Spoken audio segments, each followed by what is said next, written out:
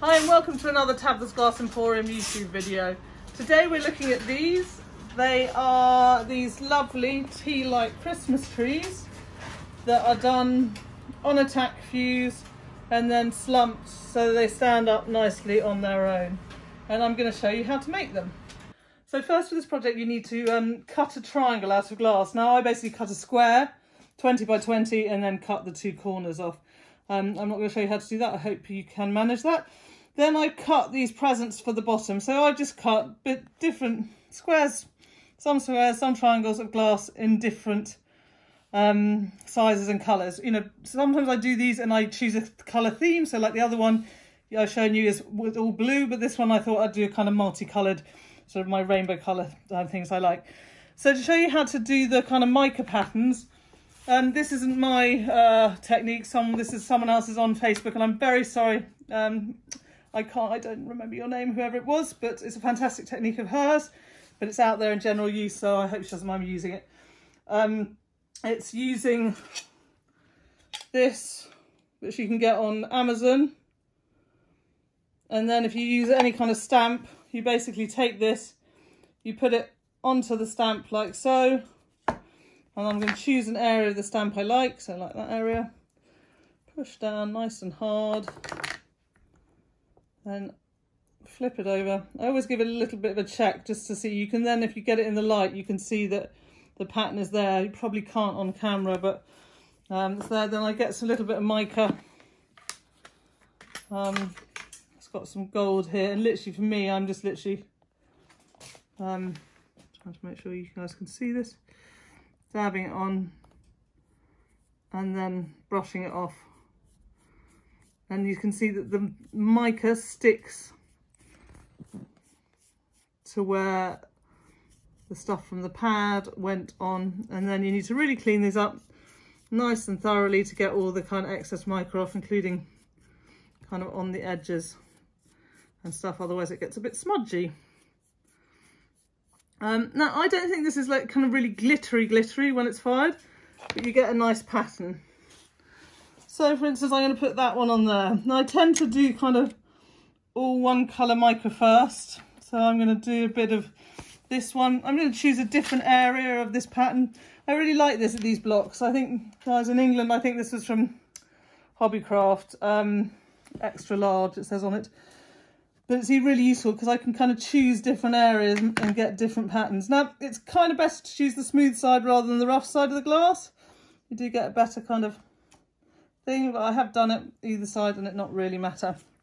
So again, I'm dipping my paintbrush in, sort of just blobbing it on the glass a bit.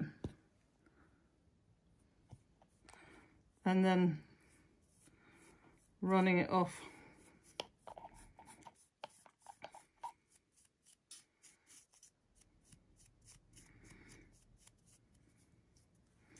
And that's really pretty. I'm not going to cover all of them. Personally, for me, I'm not going to cover them all in mica. But that's a sort of personal taste thing. I'm going to do this one and a couple of others.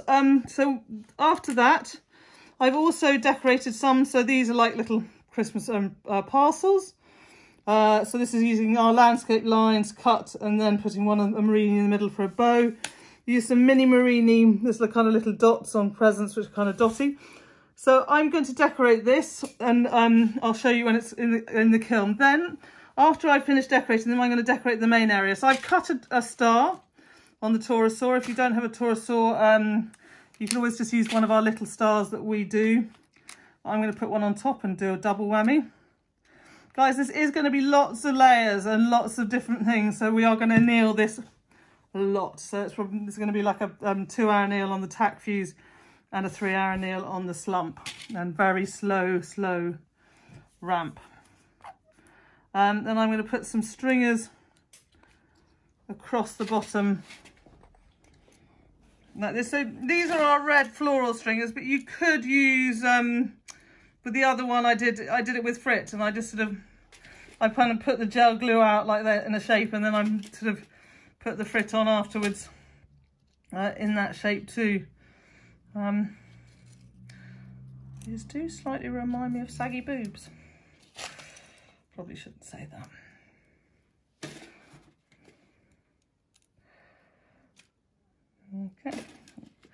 Maybe it's just looking at this level.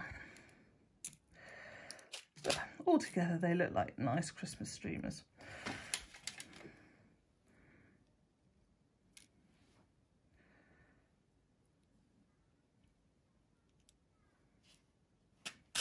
So then I've got some of our red and green Christmas baubles that I'm going to put on.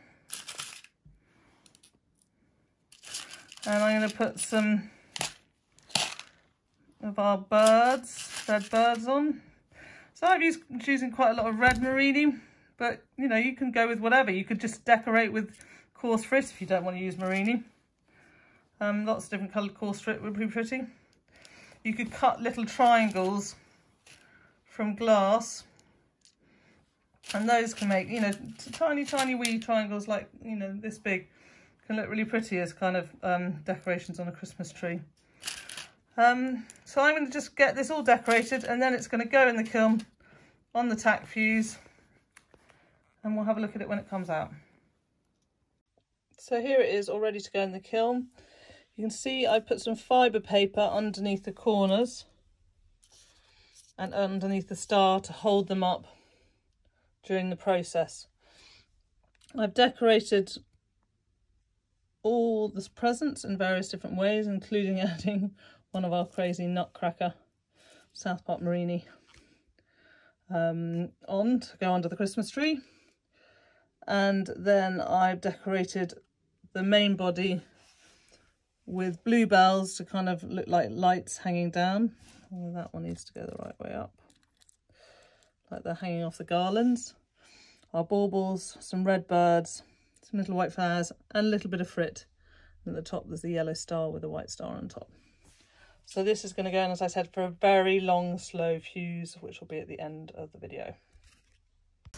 So here it is out of the kiln. I think it looks lovely. I love the texture you get on this, and as I said, because it's got so many different layers, you have to do a really low, slow firing on it. You know, guys, you could use colour glass here. I'm using Tector because it's a bit cheaper, and you know, I'm using quite a lot of murrine, so that costs a bit anyway. And it's a sort of tea light, so I like the light coming through. But you would get light coming through if you use a light pale colour glass. You could use a green glass. So the options are endless. So I'm now going to put this on a slumper in the kiln and slump it. You could use a flower pot to slump if you wanted to. So you could use a flower pot and make it slightly shorter, and it could fit over a flower pot.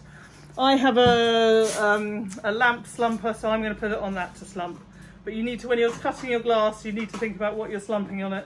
It's on before you choose your size.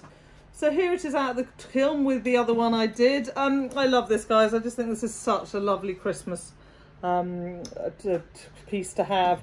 The texture at the bottom, this is very thick and lots of layers, I said, which is why you need to do slow slumping, otherwise it will crack. The mica details, I think, look so pretty. The frit. On this one, I love the kind of blue theme on this. I think it's a really pretty idea to do blue themed. I also put some dichroic. I don't know whether you can catch it on the camera. There's this little dichroic extract that you can buy in England. You can get it from Warm Glass. Sure, AAE probably sell it, or other places. But it's really pretty. You could also use coloured glass instead of Tector. Guys, if you don't know, Tector is the Bullseye standard clear glass. It's cheaper than coloured glass, which is why often we try and use it, because it, you know, means things cost less. But if you did want to use coloured glass instead to bring some colour, I would be wary of going with too dark a colour. I think you're it would lose something in it. So maybe look at a tint or something like that if you really want to go with coloured glass. I really love these projects. I hope you have too. This might be our last one before Christmas. I don't know. I think I might try and get another one out, but I don't know. We'll have to see what happens. But if not, we're wishing you a very, very happy holiday season to everyone out there, from everyone here in Croatia at Glass Studio. And we hope that you have a wonderful, wonderful time, and best wishes for 2021. Let's hope that it's slightly less eventful than 2020. A little jingle bell from us. Take care out there.